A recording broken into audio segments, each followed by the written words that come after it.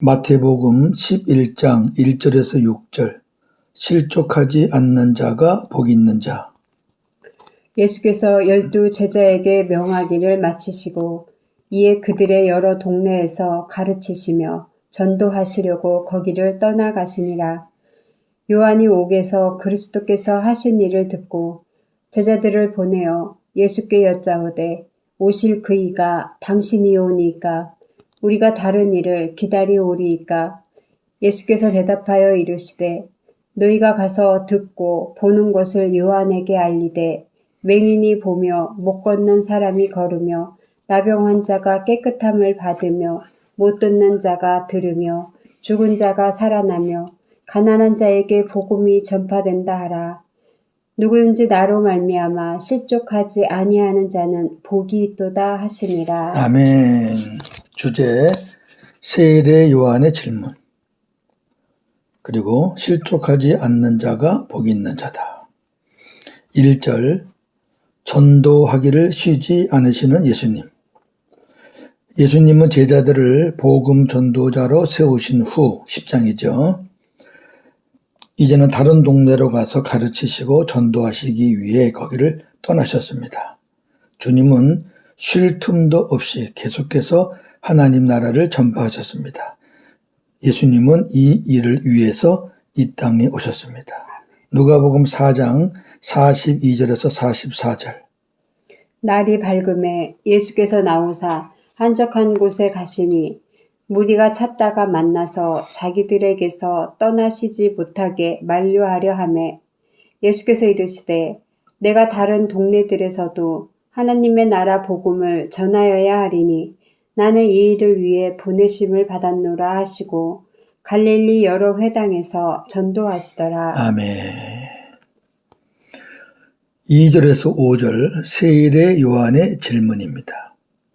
세례 요한은 광야에서 검소하게 살면서 자기 뒤에 오실 메시아 예수님을 증거하였던 훌륭한 선지자였습니다.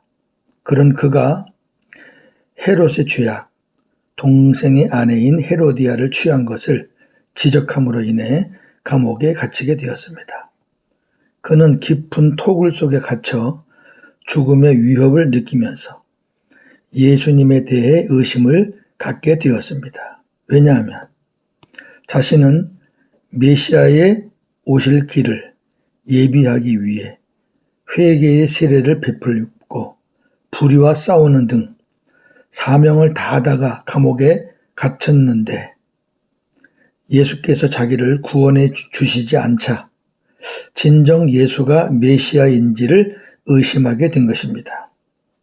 왜 그런가 하니까 자기가 메시아의 길을 닦았는데 분명히 예수님이 그것을 아실 텐데 자기는 이제 곧 죽게 될 건데 아무런 소식이 없으니까 의심할 수 있죠. 예.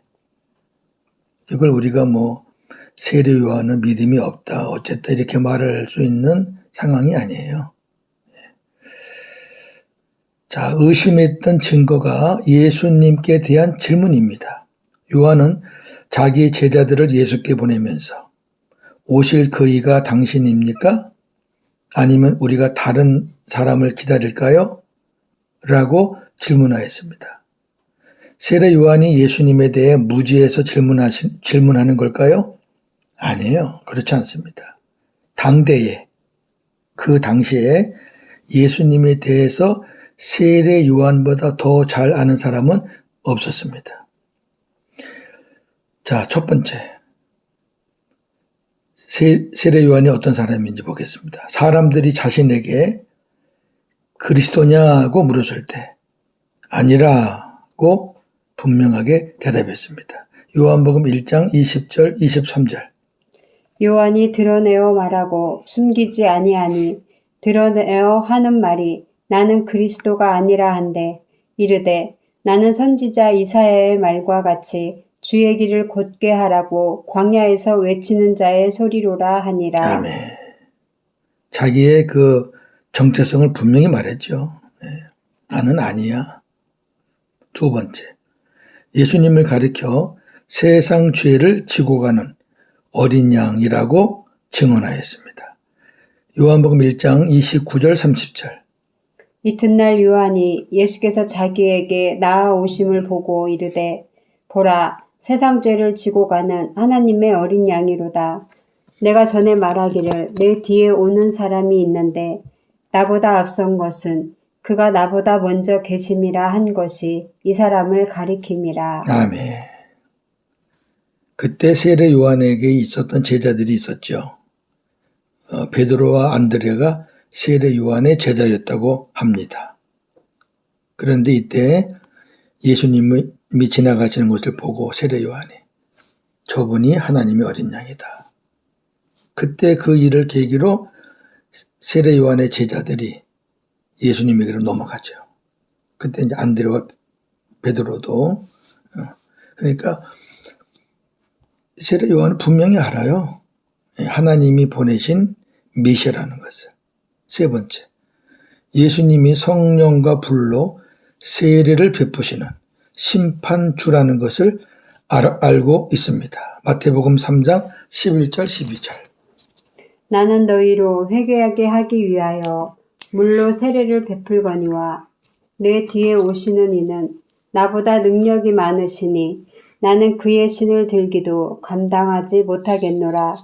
그는 성령과 불로 너희에게 세례를 베푸실 것이요 손에 키를 들고 자기의 타작마당을 정하게 하사 알곡은 모아 곳간에 들이고 쭉정이는 꺼지지 않는 불에 태우시리라. 아멘.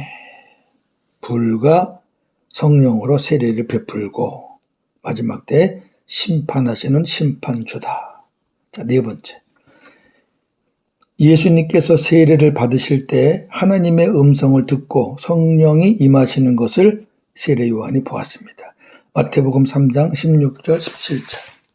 예수께서 세례를 받으시고 곧 물에서 올라오실새 하늘이 열리고 하나님의 성령이 비둘기같이 내려 자기 위에 임하심을 보시더니 하늘로부터 소리가 있어 말씀하시되 이는 내 사랑하는 아들이요 내 기뻐하는 자라 하시니라. 아멘.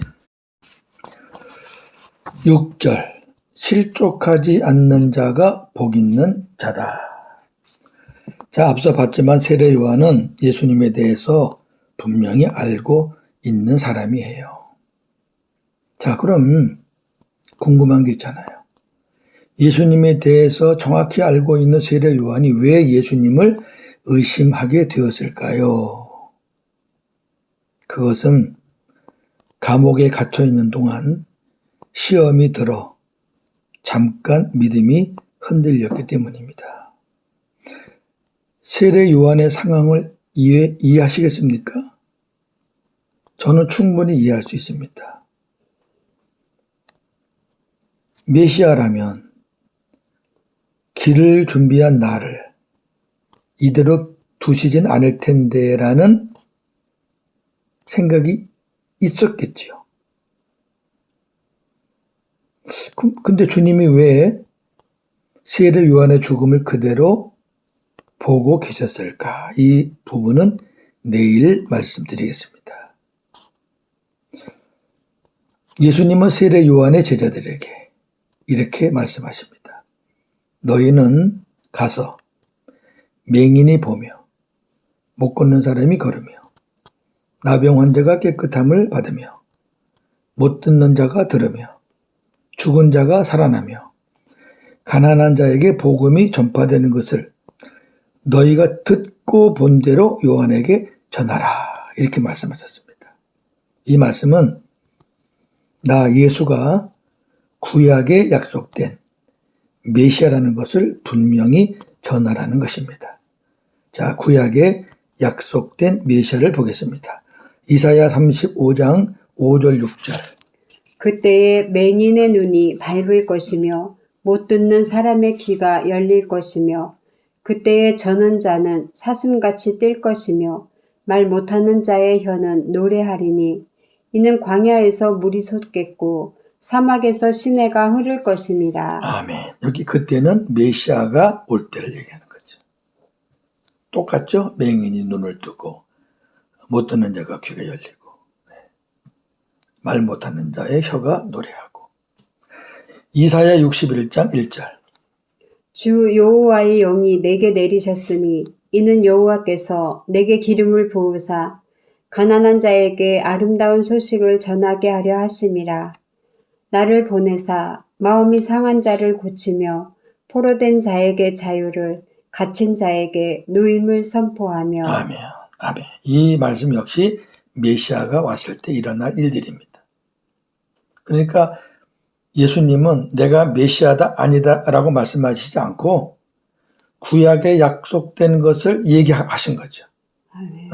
이것을 너희가 말하면 세례 요한이 내가 메시아라는 것을 알게 될 거다, 그런 말이죠. 예수님은 마지막으로 누구든지 나로 말미암아 실족하지 않은 자는 복이 있다고 말씀하셨습니다. 이 말씀은 누구든지 예수 그리스도에 대해서 잘 안다고 해도 극심한 환경에 빠지면 시험에 들어 믿음이 흔들려 실족할 수 있다. 그러나 어떠한 상황에서도 믿음이 흔들리지 않는 사람이 복이 있다, 그런 말씀입니다. 자, 그렇다면 우리가 실족하지 않으려면 어떻게 해야 할까요? 그렇잖아요. 실족하지 않는 자가 복이 있다 그랬으니까. 우리도 인간인 거로 실족할 수 있거든요, 얼마든지. 저도 실족할 수 있어요. 그런데 성경에 실족하지 않는 방법을 말씀으로 통해서 알려줬어요. 그걸 보자고요. 첫 번째, 우리 마음에 있는 하나님의 법, 말씀이죠. 말씀에 순종하는 자는 실족하지 않습니다. 시편 37편 31절. 그의 마음에는 하나님의 법이 있으니 그의 걸음은 실족함이 없으리로다. 아멘. 굉장히 중요한 말씀이죠. 하나님의 법이 어디 있어요? 마음에 있잖아요. 아멘. 말씀이에요. 생명의 말씀. 그의 걸음이 뭐예요? 말씀을 따라 사는 삶. 그러니까 내 안에서 말씀하시는, 주님이 주시는 그 말씀에 순종하며 따라가는 사람은 실족함이 없다. 우리가 왜 실족해요? 주님 말씀보다 내가 먼저 앞서가니까 실족하잖아요.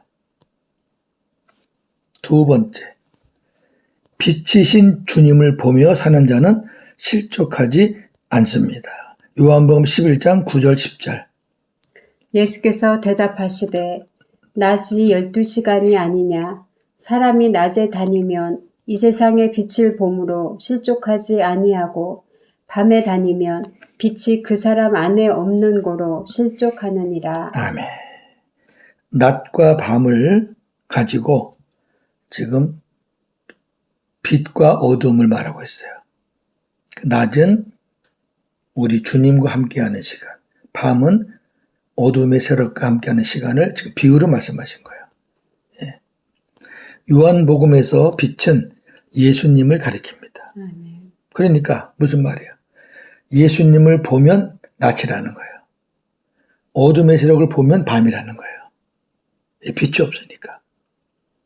그러니까 그때 당시에는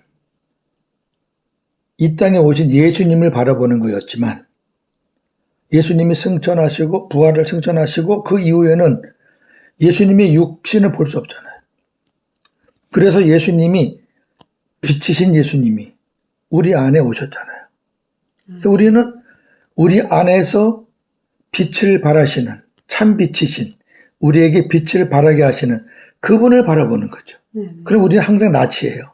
그분을 바라보면 낮이니까 실족하지 않아요. 실족은 밤에 하는 거잖아요. 그 말씀이에요. 주님을 보며 사는 거죠. 그 빛이신 주님은 우리 마음 안에 계십니다. 고린도후서 4장 6절. 어두운 데에 빛이 빛이라 말씀하셨던 그 하나님께서 예수 그리스도의 얼굴에 있는 하나님의 영광을 아는 빛을 우리 마음에 비추셨느니라. 아멘. 우리 마음이 빛이 들어오시기 전에는 어두운 마음이었어요. 근데 예수 그리스도, 그 빛 대신 주님이 우리 안에 오셔서 빛을 비추시니까 이제 우리는 빛된 삶을 살 수 있는 것이고, 예, 우리는 그 빛이신 주님을 바라보면서 빛을 발할 수 있는 겁니다. 절대로 실족하지 않습니다. 이제 그 빛을 바라보지 않고 세상을 바라보고 사람을 바라보고 사탄이 좋아하는 걸 바라보면 어둠이 되잖아요. 그러면 실족해요. 세 번째, 경건 훈련에 게으르지 않는 자는 실족하지 않습니다. 베드로후서 1장 5절에서 10절. 그러므로 너희가 더욱 힘써 너희 믿음의 덕을, 덕의 지식을, 지식의 절제를, 절제의 인내를, 인내의 경건을, 경건의 형제 우애를, 형제 우애에 사랑을 더하라. 이런 것이 너희에게 있어 흡족한즉 너희로 우리 주 예수 그리스도를 알기에 게으르지 않고 열매 없는 자가 되지 않게 하려니와 이런 것이 없는 자는 맹인이라. 멀리 보지 못하고 그의 옛 죄가 깨끗하게 된 것을 잊었느니라. 그러므로 형제들아 더욱 힘써 너희 부르심과 택하심을 굳게 하라. 너희가 이것을 행한즉 언제든지 실족하지 아니하리라. 아멘. 베드로후서 이 말씀은 신앙의 성숙을 말하는 겁니다. 믿음의 덕, 지식, 절제, 인내, 경건, 형제 우애, 사랑. 믿음의 성숙, 신앙의 깊이를 말하는 겁니다. 아멘. 예. 이것은 우리가 우리 주 예수 그리스도를 아는 일에 게으르지 않아야 됩니다. 계속해서 우리가 경건 훈련을 해야 됩니다. 다른 건 없어요. 저는 경건 훈련을 통해서 많은 것을 체험하는 사람 중에 하나입니다. 그래서 너무너무 귀한 것이기에 경건 훈련을 시키는, 제가 시킨다기보다는 저를 찾아오는 분들에게 경건 훈련을 제가 하고 있습니다. 경건 훈련을 하면 사람이 바뀝니다. 아멘. 왜? 신앙이 깊어지니까. 성숙해지니까. 옛날에 10번 실족하던 사람이 5번으로 줄고 5번 실족하던 사람이 2번으로 줄고. 경건 훈련을 하지 않으면 주님이 내 안에 계십니다라는 거 하나 갖고는 이 세상 살기 힘들어요. 구원은 받지요. 근데 이 세상 살아가는데 필요한 것들이 없어요. 주님이 일하시질 않아요. 경건 훈련 굉장히 중요합니다. 성경에 분명히 말했잖아요. 하나님 말씀이 그 마음에 있는 자, 그 말씀을 따라 하는 자는 실족함이 없다. 낮이신 빛이신 주님을 바라보는 자는 낮에 사는 거니까 실족함이 없다. 아멘. 경건 훈련에 게으르지 않는 자는 실족함이 없다. 예. 정리합니다.